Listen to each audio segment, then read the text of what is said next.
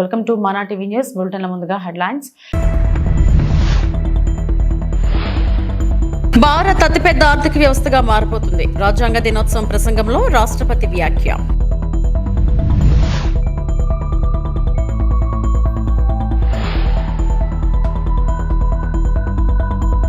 Vision ఉంటే సరిపోదు, దాన్ని అమలు చేయడం ముఖ్యం. సీఎం చంద్రబాబు.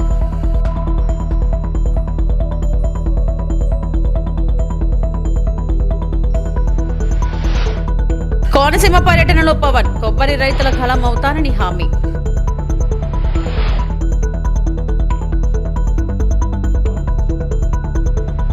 ప్రధానమంత్రి శ్రీ నరేంద్ర మోడీ నవంబర్ 26న సంవిధాన్ సదన్ సెంట్రల్ హాల్లో జరిగే రాజ్యాంగ దినోత్సవ వేడుకల్లో పాల్గొంటారు. ఈ సంవత్సరం దాని రాజ్యాంగాన్ని ఆమోదించి 76వ వార్షికోత్సవం. ఈ వేడుకల్లో భారత రాష్ట్రపతి, ఉపరాష్ట్రపతి, లోక్సభ స్పీకర్, ఉభయ సభల పార్లమెంట్ సభ్యులు తదితరులు పాల్గొంటారు.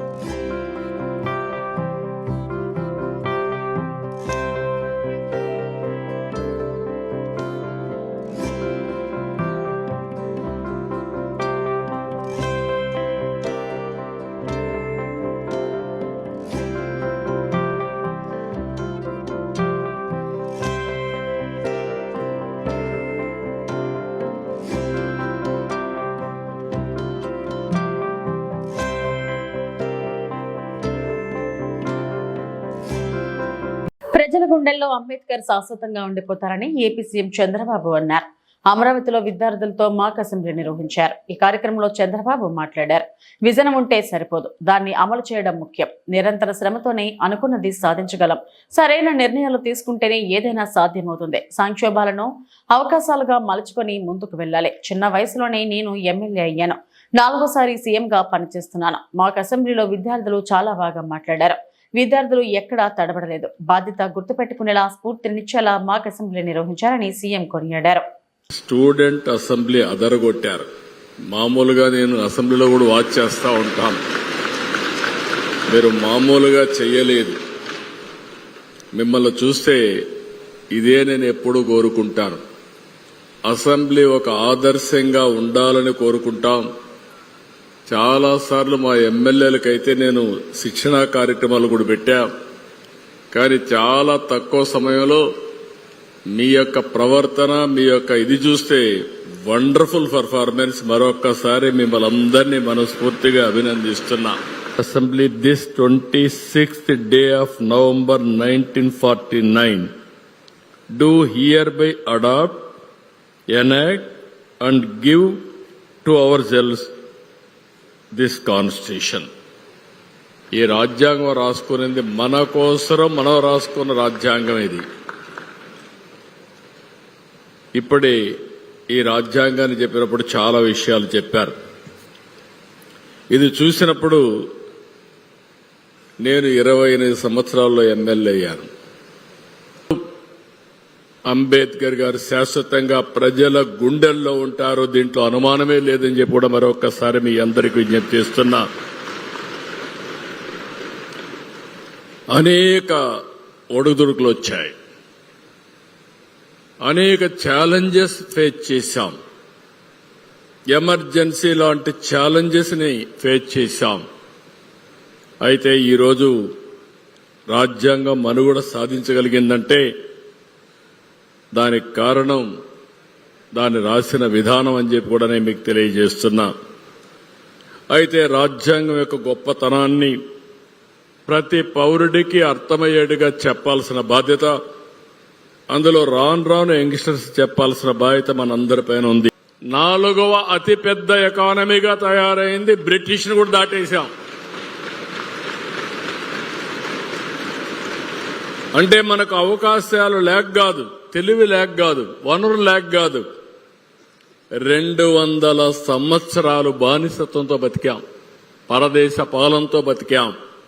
ఈ విషయం మీరు గుర్తుపెట్టుకోవాలి. పిల్లలంతా మీరేమనుకుంటారంటే ఫ్రీగా వచ్చేశారు కాబట్టి యాస్పిరేషన్స్ అన్నీ ఉంటాయి కాబట్టి మాట్లాడుకుంటున్నాం. కానీ ఒకప్పుడు ప్రపంచంలోనే అగ్రదేశంగా ఉన్న భారతదేశం 200 సంవత్సరాలు బానిసత్వంతో కడాన ఇక్కడ మీరు చూస్తే మన దేశ సంపదంతా కూడా తీసుకెళ్లిపోయారు. ఇక్కడే కోహినూరు వజ్రం దొరికింది. ఆ కోహినూరు వజ్రం ఆ రోజు నిజాంకి ఇచ్చారు, నిజాం బ్రిటిష్ వాళ్ళకి ఇచ్చేశాడు. అంటే మన సంపద ఏ విధంగా పోయిందనే ఉదాహరణలు ఇవన్నీ. కానీ ఈరోజు చూస్తే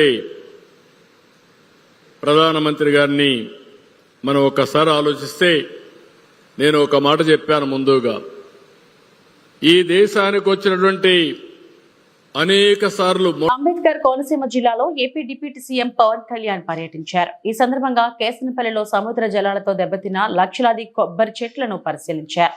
ఈ సందర్భంగా ఆయన మాట్లాడుతూ, వరాలు ఇవ్వడానికి నేను సీఎం కాదు, ఆయన దృష్టికి తీసుకుని వెళ్తాం. డిసెంబర్ 2వ వారంలో మళ్లీ వస్తాను. కోనసీమ డ్రైనేజీ వ్యవస్థ ఆధునీకరణ మీద బీసీ రోసయ్య ఇచ్చిన నివేదిక ఆధారంగా అధికారులు స్టడీ చేసి రిపోర్ట్ ఇవ్వాలని ఆదేశించారు. అలాగే కోకోనట్ బోర్డు ఏర్పాటు మీద కేబినెట్ లో చర్చిస్తారని ఉప ముఖ్యమంత్రి పవన్ కళ్యాణ్ వెల్లడించారు. అయితే కోనసీమ కొబ్బరిని పరీక్షించుకోవాలని పవన్ అన్నారు. గత ప్రభుత్వంలో అభివృద్ధి మర్చిపోయారు, ఓట్ల కోసం ఇక్కడికి రాలేదు, హడావిడి చేయడానికి ఇక్కడికి రాలేదన్నారు. కోనసీమ రైతాంగం గలం అవుతానన్నారు. సర్వీస్ రూల్స్ లేకుండా సచివాలయం ఉద్యోగుల విషయంలో గత ప్రభుత్వంలో ప్రవర్తించింది. ప్రజలను మభ్యపెట్టడానికి నేను రాలేదని చెప్పారు. అవసరమైతే సినిమా చేసి మా సమస్య పరిష్కారం చేయాలన్నారు. కొబ్బరి రైతులు గత సీఎంలా తన దగ్గర డబ్బులు లేవన్నారు పవన్. కోనసీమ కొబ్బరి రైతులకు శాశ్వత పరిష్కారం కావాలి, మూలాలు తెలుసుకోవాలి. కొబ్బరి చెట్లు ఇంటికి పెద్ద కొడుకు లాంటిది అని డిప్యూటీ సీఎం పవన్ చెప్పుకొచ్చారు. ఒక పరిష్కార మార్గం ఇదేదో మొదటి మీటింగ్ వచ్చి ఇక్కడి నుంచి చెప్పి వెళ్ళిపోవడానికి మళ్ళీ నేను రావడం రాలేదు. ఒక కంప్లీట్ కోనసీమకి సంబంధించి, కొబ్బరి రైతాంగానికి సంబంధించి ఒక శాశ్వత పరిష్కారం వెతికే దిశలో ఇది మొదటి ట్రిప్. ఇది మీరు అది నమ్మాలి. ఇట్లా ఏదో ఓట్ల కోసం లేదంటే గెలిపించాను కదా, ఇది నాకు, ఎందుకంటే నా ఉద్దేశం ఏమంటే, ఇంతమంది దాదాపు 1,00,000 ఎకరాలు ఉన్న బండి ఎన్ని లక్షల మంది ఉంటారు, ఎన్ని లక్షల కుటుంబాలు ఉన్నాయి? 98,000 అంటే 1,00,000 కుటుంబాలు ఉంటాయి. అంటే 1,00,000 కుటుంబాలు ఆధారపడినా ఇది మేము బాధ్యతగా తీసుకొని చేస్తాం. కానీ నేను ఈరోజు 22 కోట్లు ఇచ్చేసి నేను వెళ్ళిపోయి మళ్ళీ కూర్చోబెట్టాను, నేను హడావుడి చేయడానికైతే నేను రాను. ఆ మాట నేను ఇచ్చేసి మీకు వెళ్ళిపోవచ్చు. మళ్ళీ వచ్చిందల్లా మళ్ళీ వెళ్ళిపోయి చెప్పచ్చు. నేను ఒక శాశ్వత పరిష్కారం, అందుకని నేను కొంచెం మూలాల నుంచి అడిగాను. ఎందుకంటే రావడానికి ముందు నేను ఏదైనా సమస్యలు తీసుకున్నానంటే నేను చాలా ప్రిపేర్ అయ్యి వస్తాను. దీంట్లో మీతో ఇంకొక మీటింగ్ పెట్టుకుంటాను నేను, కరెక్ట్గా అది డిసెంబర్లో 2nd వీక్లో పెట్టండి. మళ్ళీ ఒకసారి రాసుకున్నది. ఇది నేను కోనసీమ రైతాంగానికి నేను గలం అవుతాను, మీ గొంతును అవుతాను మీకు నేను. అందుకే నాకు కొంత మీరు మీరందరూ పెద్దలు కాబట్టి కొంత నాకు అనుభవంతో మీరు కొంచెం అర్థం చేసుకుని కొంచెం సానుకూలంగా నాతో వ్యవహరించండి చాలు. అంటే మీరు టైం లైన్స్ పెట్టి ఇప్పుడు ఇందాక పెద్దలు మీరు మీ పేరు సార్ సర్పంచ్ గారు చెప్పినట్టుగా మీరు ఏదో సినిమా చేసి డబ్బులు ఇచ్చండి అట్లా కాదు కదా, ప్రజాస్వామ్యాలు నడవదు కదా. నా కోరిక ఏముందంటే నా మనసులో కోరిక నా ఆశ, కానీ ఇందాక కలెక్టర్ గారు చెప్పినట్టుగా ఎంటైర్ ఎర్స్ట్వైల్ ఈస్ట్ గోదావరి ఈ 3,500 కోట్లతోటి ఈ డ్రైనేజ్ని ఈ పూడికల్ని మొత్తం కాలువల మరమ్మతులకి చేయాలి. ఎందుకంటే ఇది గోదావరి జిల్లాలో అన్నపూర్ణ అంటారు. రాష్ట్రం విడిపోవడానికి కూడా కారణం గోదావరి జిల్లాలో పచ్చదనమే. ఆ శాపం తగిలేసినట్టుంది. ఈరోజు గోదావరి జిల్లాలో మొత్తం కొబ్బరి చెట్లతోటి, తెలంగాణ నాయకులంతా అంటారు కొబ్బరి చెట్లతో చాలా ఆనందంగా ఉంటుంది, మీరు ఏమంటుందని పచ్చదనంతో చాలా బాగుంటుందంటే ఈరోజు కొబ్బరి చెట్లు ముండలు కూడా లేవు, అంత దిష్టి తగిలింది కోనసీమకి. సో నాకు నిజంగా చాలా బాగా కళ్ళ ముందు ఒక మొక్క ఎదిగి ముండలు లేకుండా పడుతుంటే ఒక నిలువెత్తి ఎదిగిన బిడ్డ చచ్చిపోయినట్టే ఉంటుంది. ఆ బాధ నాకు తెలుస్తుంది, చాలా కన్నీరు ఉంటుంది. ఇది మీ దగ్గర పొలిటికల్ ఉపన్యాసాలకైతే నేను రావాలా, నిజంగా నేను మీ ఇంట్లో వాడు ఒకటిగా ఒక బాధ ఎలా ఉంటుందో, ఒక కొబ్బరి చెట్టుని పెంచి దాన్ని కోల్పోతే ఎంత బాధ ఉంటుందో ఆ బాధతో వచ్చాను ఇక్కడికి నేను. సో నేను మీకోసం ఇంకొక 2 మీటింగ్స్ చేస్తాను మీతోటి. అక్కడి నుంచి ఒక యాక్షన్ ప్లాన్ కరెక్ట్ మీరు నాకు 45 రోజులు ఇవ్వండి. 45 రోజుల తర్వాత 45 రోజులు కరెక్ట్గా మనకి జనవరి పండుగ పోయిన తర్వాత నుంచి will come out with an action plan. తాము చదువుకునే సమయంలోనూ మాక్ అసెంబ్లీ ఉంటే బాగుండేదని ఏపీ మంత్రి నారా లోకేష్ అభిప్రాయపడ్డారు. అమరావతిలో విద్యార్థులు మాక్ అసెంబ్లీ నిర్వహించారు. రాజ్యాంగ దినోత్సవం సందర్భంగా అసెంబ్లీ ప్రాంగణంలో ఈ కార్యక్రమం చేపట్టారు. దీనికి ఏపీ సీఎం చంద్రబాబు, మంత్రి లోకేష్ హాజరయ్యారు. విద్యార్థులు సభలో వ్యవహరించిన తీరుపై ఈ సందర్భంగా లోకేష్ ప్రశంసలు కురిపించారు. ఈరోజు నాకు చాలా ఆనందంగా ఉంది. ఎందుకంటే 175 నియోజకవర్గాల్లో సుమారుగా 7 లక్షల మందితో మీరందరూ పోటీపడి ఒక పక్కన ఎస్ఏ రైటింగ్, ఎలక్యూషన్, క్విజెస్లో పాల్గొని నంబర్ 1 స్థానం సాధించి మీరందరూ ఇక్కడికి వచ్చి ఈ మాక్ అసెంబ్లీలో పాల్గొంటాం. నిజంగానే నాకు చాలా చాలా ఆనందంగా ఉంది.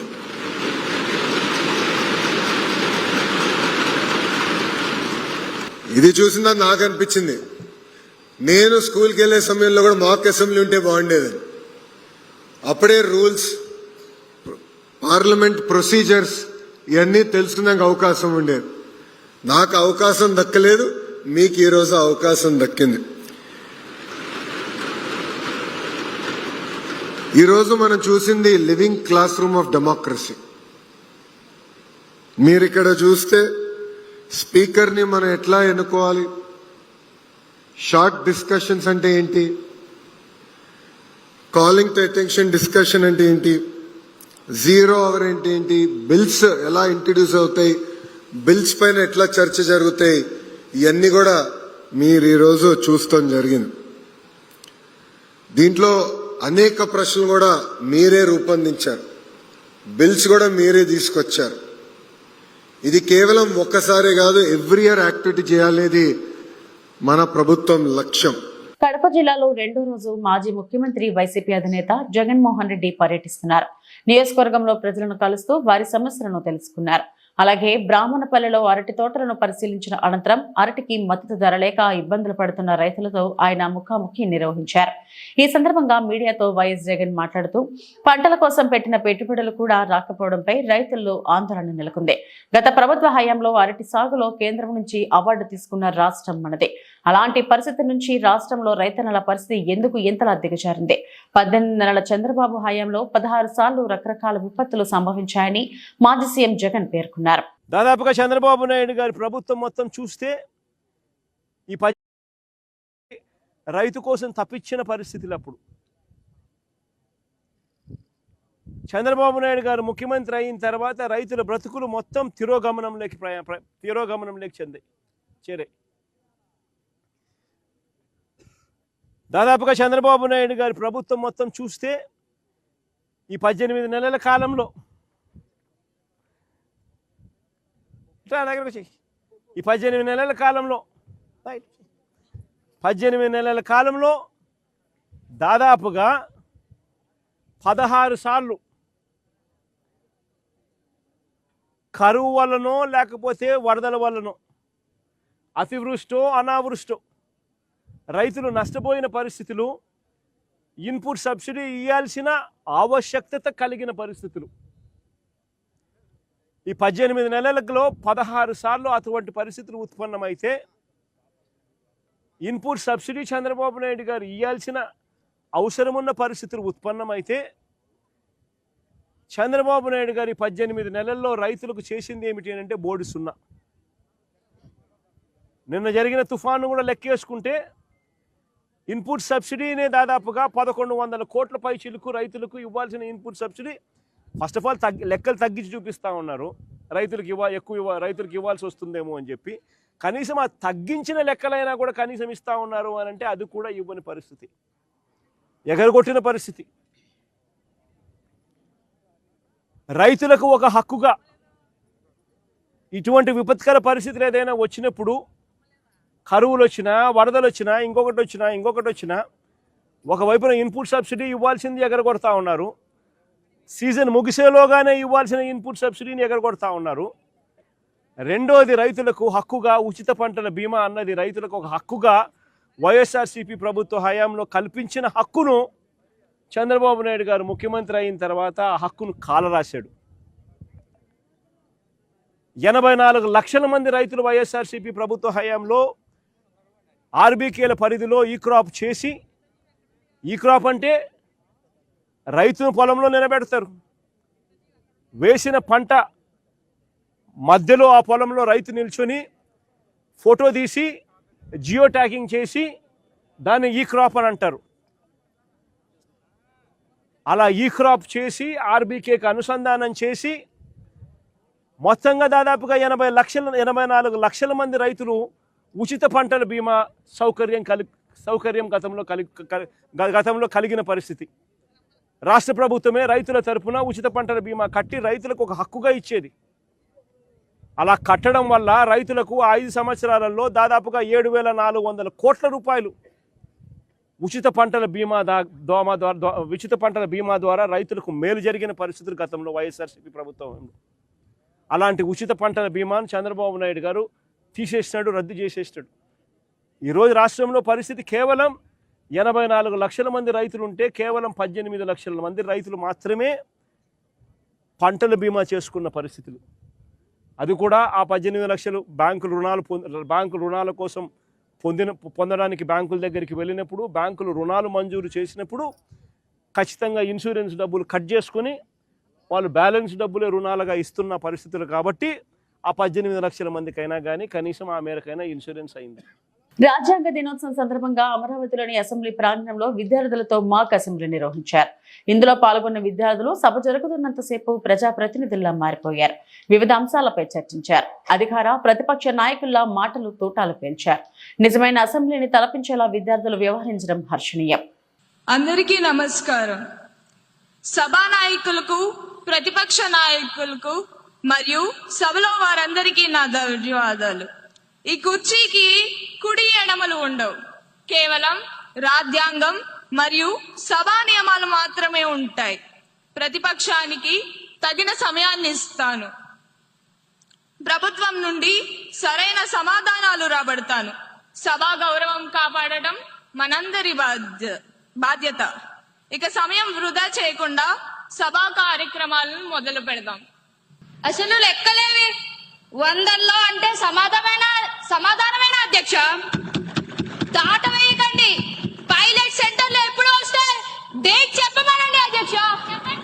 చెప్పండి. సైలెన్స్. సభ్యులందరూ సభా గౌరవాన్ని కాపాడాలని కోరుతున్నాను. అధ్యక్ష, బాగా వినమనండి అధ్యక్ష. పిల్లల చేతిలో ఫోన్ ఉంటే అది మొబైల్ వ్యసనం అంటారు. దాన్ని సరిచేయొచ్చు, కౌన్సిలింగ్ ఇస్తున్నాం. కానీ అధ్యక్ష, మా మైకులు కట్ చేశారా? మళ్ళీ కదల యాక్షన్ ఎప్పుడు? యాక్షన్ ప్లాన్ ఏది? కానీ ప్రభుత్వం ఏం చేసినా గుడ్డిగా వ్యతిరేకించే మీ మైక్ వ్యసనానికి మాత్రం ప్రపంచంలో ఏ రీహాబిలిటేషన్ సెంటర్ మందు కనిపెట్టలేదు అధ్యక్ష. పిల్లలకి కౌన్సిలింగ్ పనిచేస్తుంది కానీ కానీ మీకు పని చేయదు. పైలట్ సెంటర్ల మీద దృష్టి పెట్టాం అధ్యక్ష మేము. మీరు కేవలం అల్లరి మీద మాత్రమే దృష్టి పెట్టారు అధ్యక్ష. తేడా అదే అధ్యక్ష. ధన్యవాదాలు అధ్యక్ష. 241103 క్వశ్చన్ పై గౌరవ హెచ్ఆర్డి మినిస్టర్ గారిని స్పందించవలసిందిగా కోరుతున్నాను. సంబాల చిత్ర బృందం ఇటీవల వరంగల్లో సందడి చేసింది. నటుడు ఆది సాయి కుమార్ చిత్ర బృందంతో కలిసి భద్రకాళి ఆలయం, 1000 స్తంభాల గుడిని దర్శించుకున్నారు. ఆది హీరోగా స్తంభాల చిత్రాన్ని యుగంధర్ ముని తెరకెక్కించిన విషయం తెలిసిందే. ఈ సినిమా డిసెంబర్ 25న ప్రేక్షకుల ముందుకు రానుంది.